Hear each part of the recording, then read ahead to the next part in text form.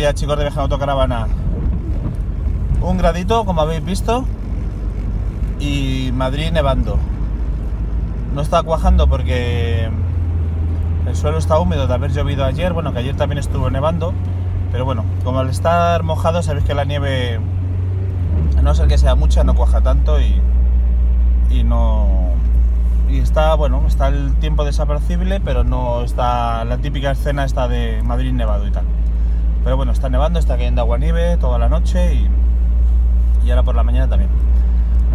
Bueno, teníamos un episodio pendiente del tema de energía solar, ¿no? De todo el tema de... Hablamos de inversores, hablamos de baterías y hoy vamos a hablar de placas fotovoltaicas o paneles solares, como lo queréis llamar.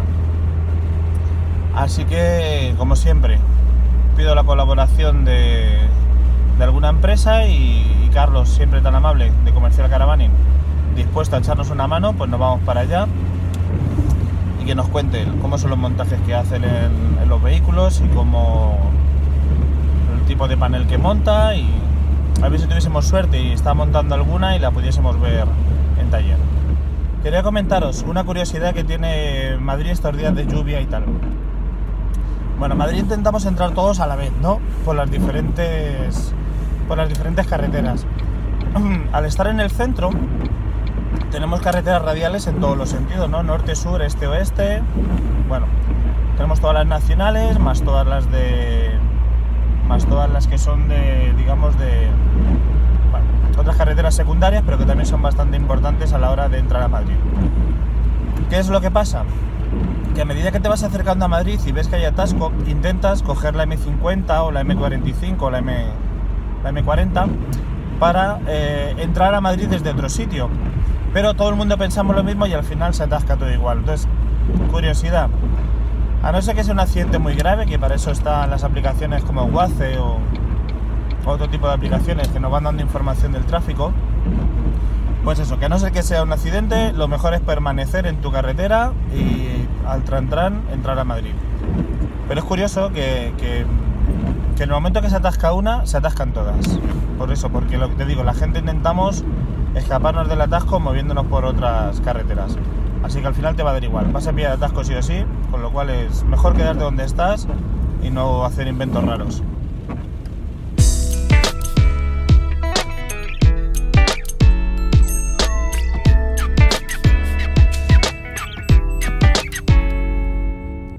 Bueno chicos, pues ya estamos aquí. Vamos a hablar ahora con Carlos, a ver qué nos comenta sobre el tema de placas solares. Pero mirad, lo que os decía de cómo está Madrid.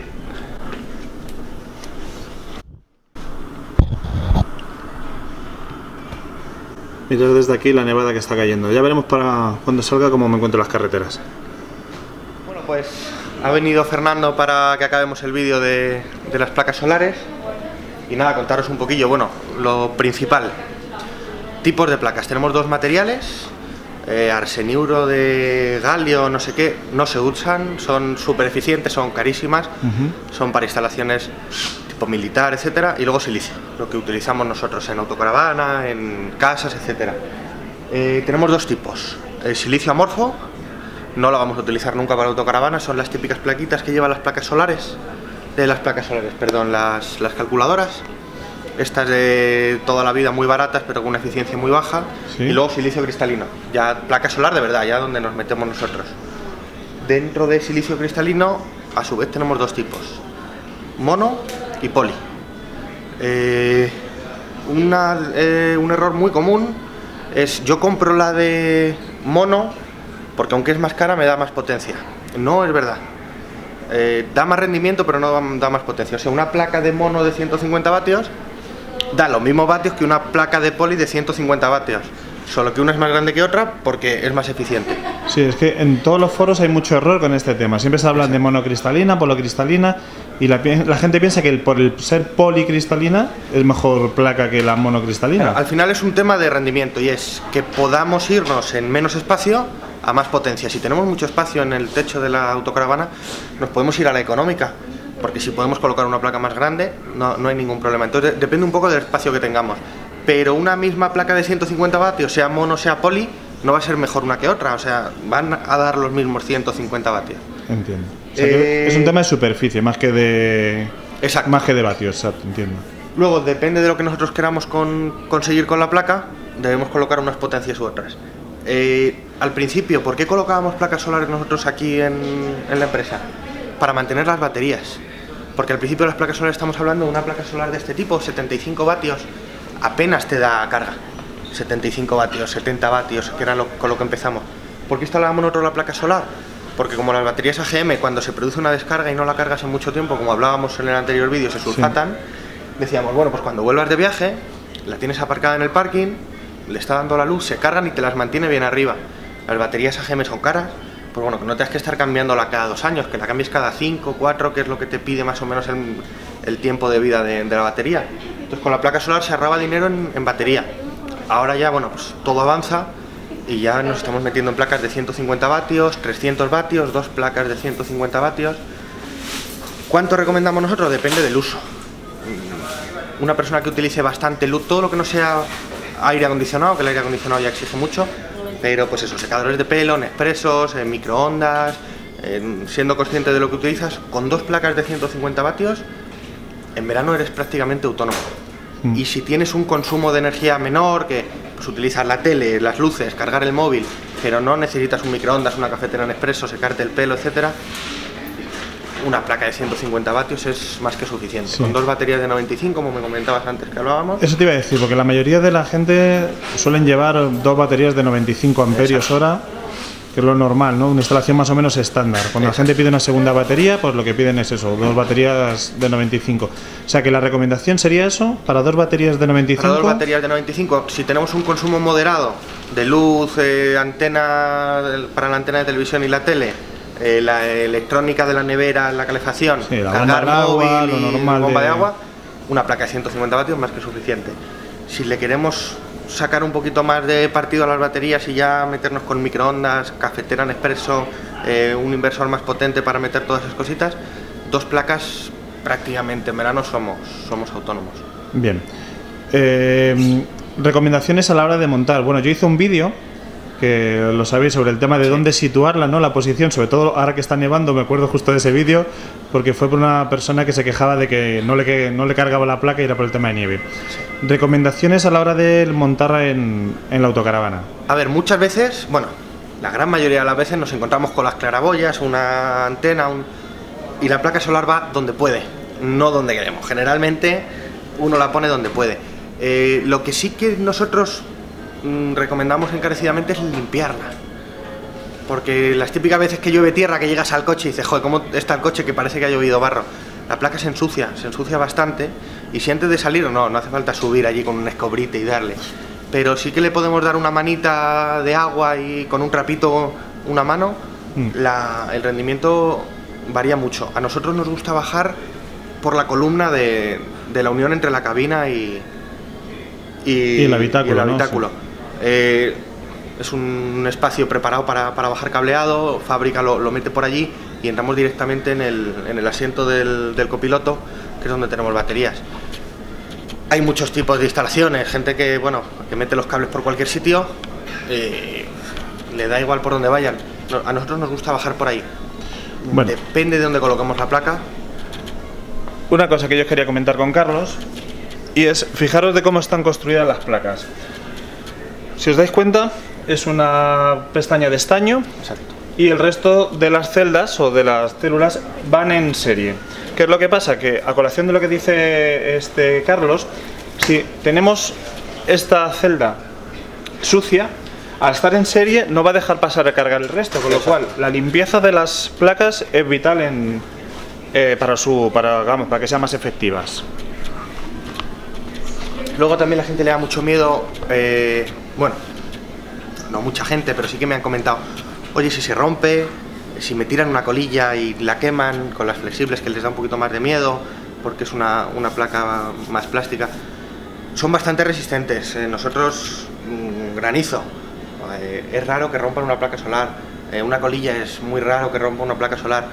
Entonces nosotros lo que recomendamos es que, todo puede pasar, pero tampoco nos volvamos locos con ello, porque con mantener la placa limpia, más o menos la vamos a tener que colocar donde nos deje la autocaravana, no donde queramos, es más que suficiente. Tampoco hay que volverse loco con eso. Hombre, si la pudiéramos colocar con un poquito de inclinación, porque tenemos una capuchina y sí que cuando aparcamos con la posición con respecto al sol, sería fantástico. Pero normalmente el 95% de los casos la ponemos donde se puede y no donde se quiere. Y para los cálculos que solemos hacer es para una placa mal puesta, en malas condiciones, que no es lo óptimo. O sea que funcionan bien sin volverse loco con el ángulo de inclinación, la posición, etcétera. Bien. Tema de reguladores, porque acompañado de la placa tiene que ir un regulador que es la que nos carga la batería, ¿no? Exacto. Bueno, es la que al final gestiona el voltaje y la intensidad para que la batería se cargue correctamente. Básicamente tenemos dos tipos. El regulador normal, es un regulador bastante económico, la verdad. Suelen ser de 10, 20, 30 amperios como mucho, 30 amperios ya suele ser raro. Y el regulador MPPT. La diferencia es que entre uno y otro, uno saca más rendimiento de la placa que otro. Pues si por ejemplo, un regulador normal de una placa de 100 nos saca un 65%, un MPPT es capaz de, en invierno, entre un 20 y un 40% más, y en verano, que hace calor, y las placas en verano, aunque tienes mucho sol, la temperatura les afecta en el rendimiento, se mueve por un 10 o un 20 más. Pero bueno, tiene una cosa muy buena el MPPT, que es que en invierno aumenta más el rendimiento que en verano. En invierno solemos tener menos luz, entonces nos estandariza mucho más el voltaje que nos da y el amperaje que nos da la placa entre verano e invierno. A mí me gustan los MPPT, o sea, conseguimos bastante más energía, pero es verdad que son más caros. Un MPPT viene costando 3-4 veces lo que viene costando un regulador normal. Pero yo, que tengo un consumo alto de energía cuando salgo con el auto, sí que le doy uso. Una persona, pues como tú, que me comentabas que utilizáis luz, bomba de agua y poquito más. Sí, poco más. A mí, si me comentas, oye Carlos, voy a instalar una placa y esta es mi forma más o menos de moverme con el auto, te diría, no pongas un MPPT, porque para el consumo que tú tienes. Entonces al final uno es mejor, otro es peor. Depende al final, como todo, del uso que dé cada uno a la autocaravana.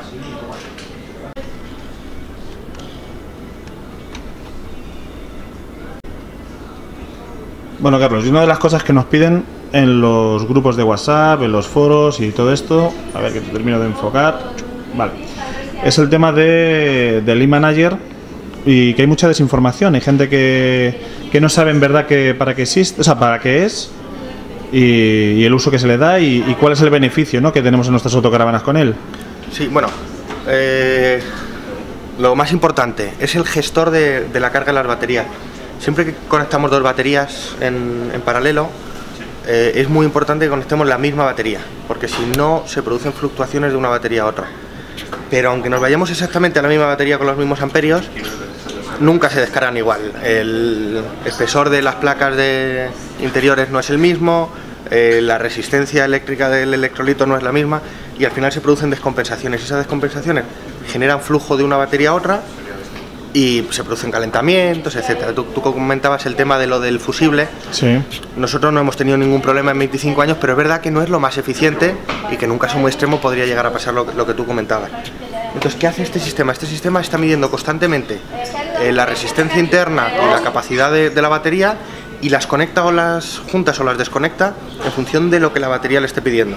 Que una de las dos baterías se nos está descargando más que la otra, desconecta esta y le empieza a pedir carga a la otra, y baja. Entonces las va balanceando constantemente, y en la carga igual. Cuando en la carga se produce una descompensación, las balancea. Bueno, nos da en todo momento amperaje de consumo y amperaje de carga, si estamos cargando o si estamos consumiendo. Aquí, como no tenemos carga, pero encima de la batería nos aparecería el voltaje y el amperaje en el momento del consumo. Por líneas nos da la capacidad, que es mucho más orientativo que el voltaje, porque ya sabemos que entre los 12,8 y 12,1, pues uno puede tener un 20 o un 80% y está perdido si no conoce la batería exactamente. Entonces la capacidad es bastante más realista. Y luego una cosa que a mí me gusta mucho es que cuando llegas al 80% de la carga de las dos baterías, deriva parte de la carga a la batería del motor.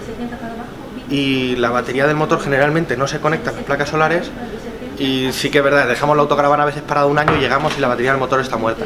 Es la que menos vale, pero es un rollo. Sí, porque aparte tenemos alarma que consume de la batería, tenemos el receptor del mando de las llaves que también consume de batería. Electrónica interna, que es muy no es nada, pero bueno. Algún amplificador con antena FM, que también he visto, que al final es un consumo mínimo, pero que te deja seco. Entonces nosotros tenemos dos opciones. Muchas veces cuando no está el eManager puesto, el regulador MPPT que nosotros trabajamos tiene entrada para dos placas. Entonces se pueden poner las dos placas en paralelo y conectar a una sola entrada. Si las dos placas son de la misma potencia no hay ningún problema. Y en la otra entrada conectar la batería nos da una salida para batería también de motor. Al final con ese regulador podemos irnos a batería de habitáculo, batería de motor por un lado y dos placas. Pero es mucho mejor hacerlo con el eManager. La gestión, no tenemos que andar metiendo en paralelo ni baterías ni placas, nos da salida para hacerlo mucho mejor con el eManager. Lo que a priori parece un dispositivo relativamente caro, pero nos ahorra el tema de mantenimiento de baterías, y con un par de baterías que nos ahorremos de cambiar. Ahora se abarata mucho la instalación porque es inalámbrico. Porque antiguamente tiene un sensor, tiene un módulo, no sé si lo tendremos por aquí atrás.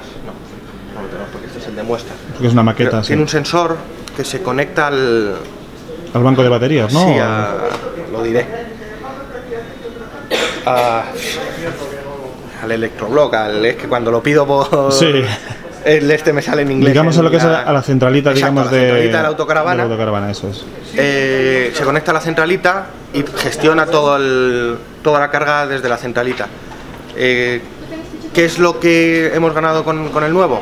Que no hay que cablear desde donde nos conectamos a la centralita hasta donde pongamos el panel. Claro, el panel lo podemos poner en cualquier sitio, pero como queda bien y como se debe instalar es encima de la puerta de entrada del habitáculo con todos los demás paneles para que quede curioso. Sí. ¿Qué pasa? Cablear desde la centralita, que suele estar en el lado contrario, debajo del asiento, meternos por debajo y salir arriba, suele ser un tiempo de mano de obra, pues suele ser complicado. Ahora, el ser inalámbrico, colocamos directamente el panel al lado de cualquier centralita y solo tenemos que coger 12 voltios. Pues es mucho más sencillo. De 4 horas que veníamos tardando antes, pues a lo mejor podemos estar tardando 2 horitas, algo así, en hacer la instalación. Depende de cada caravana, cada autocaravana es un mundo, sí. Pero se ha facilitado mucho ahora con el nuevo. Muy bien, Carlos, pues yo creo que con esto cerramos el círculo, ¿no?, de los 3 vídeos que hemos hecho. Hicimos sobre baterías, hicimos sobre inversores. La gente nos estaba demandando sobre el tema de placas solares y mantenimiento de baterías. Así que nada, te emplazo a que en cuanto empiecen a preguntarnos otra vez, nos acercaremos por aquí. Lo que necesitéis. Y a darte la matraca sobre las preguntas nosotros encantados de la gente del canal. Muchas gracias, Carlos, por tus explicaciones. Muchas gracias a vosotros. Bueno, pues fijaros, acabo de darle al limpia para quitar toda la nieve, pero sigue habiendo bastante nieve en Madrid. Ya teníamos ganas de que nevase fuerte. Bueno, chicos, comentaros. Nos vamos ya de Comercial Caravaning, que hemos estado grabando lo del vídeo de las placas fotovoltaicas, que muchos de vosotros lo estabais esperando. Nos lo habéis pedido, que cuando terminábamos el ciclo del tema de las baterías. A ver, cinturón. Bueno, estaba comentando tanto Carlos como Javi de que ahora esta semana empieza la feria en Madrid y que van a sacar una serie de productos, de artículos, los más estándar, ¿no? Pues lo que es la instalación típica de placa solar, regulador y segunda batería. ¿Qué más? Toldos. O sea, van a sacar una serie de instalaciones, digamos, tipo, instalaciones estándar, que van a sacar de oferta para la feria, pero que quieren prolongar en el tiempo, que quieren mantener durante más tiempo esas ofertas, pues de cara sobre todo al tema de primavera y todo esto. Bueno, pues tener una serie de artículos más baratos, a mejor precio, y prolongarlos durante más tiempo esa oferta. Porque algunos nos comentasteis el tema de la bombona GLP, una bombona que yo anuncié en su día que estaba a 499, que otra gente me había dicho: oye, Fer, que es que he llamado a Comercial Caravaning y la han subido a 700 y pico. Claro, por eso se llama oferta, porque durante un tiempo está a un precio de oferta, un precio... Entonces, bueno, esas ofertas en esta ocasión las quieren mantener más tiempo para que os podáis beneficiar de ellas, ¿no? Así que, nada, chicos, nos vemos en la carretera con nieve y no os olvidéis de saludar. ¡Hasta luego!